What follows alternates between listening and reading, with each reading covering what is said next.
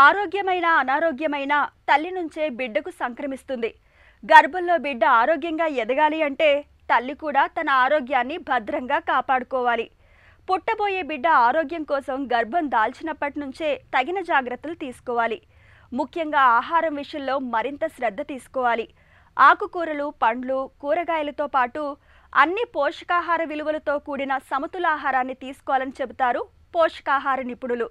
గర్భంతో ఉన్నప్పుడు రోజువారీ ఆహారం ఎలా ఉండాలో, ఏం తినాలో, ఏం తినకూడదో ఇప్పుడు తెలుసుకుందాం. ప్రెగ్నెన్సీ అనగానే అదొక డిసీజ్ లాగా చాలామంది చూస్తుంటారు. But it's a natural process అన్నమాట. సో మనము ఎంత హెల్దీ డైట్ అనేది తీసుకుంటామో మన ప్రెగ్నెన్సీ మదర్కి అండ్ బేబీకి కూడా ఫీటస్ గ్రోత్కి కూడా చాలా వరకు మనకు హెల్ప్ఫుల్ అవుతూ ఉంటుంది.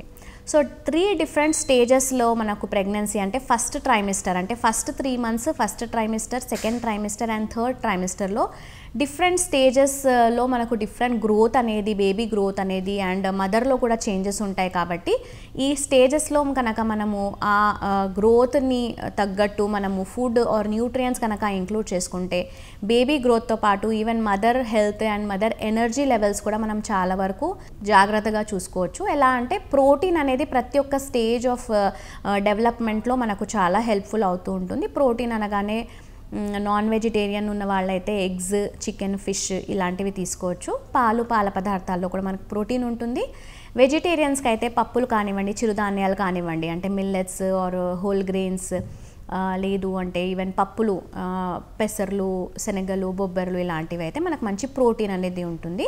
Whole grains and whole gram pulses అంటే ఏదైతే చిరుధాన్యాలు ఉంటాయో అందులో మనకు ప్రోటీన్తో పాటు మైక్రో న్యూట్రియంట్స్ కూడా చాలా మంచి కంటెంట్ ఉంటుంది. కాబట్టి ఓవరాల్గా మైక్రో న్యూట్రియంట్స్ కూడా మనం కవరప్ చేసుకోవచ్చు అనమాట.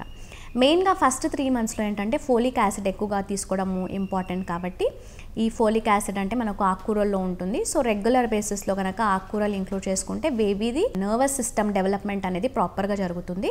అండ్ సెకండ్ ట్రైమిస్టర్లో వచ్చేసి బేబీది ఆర్గన్ డెవలప్మెంట్స్ ఉంటాయి. కాబట్టి మంచి వైటమిన్ అండ్ మినరల్ గల ఆహారము తీసుకుంటే కనుక baby growth especially the organ development అనేది ప్రాపర్గా ఉంటుంది.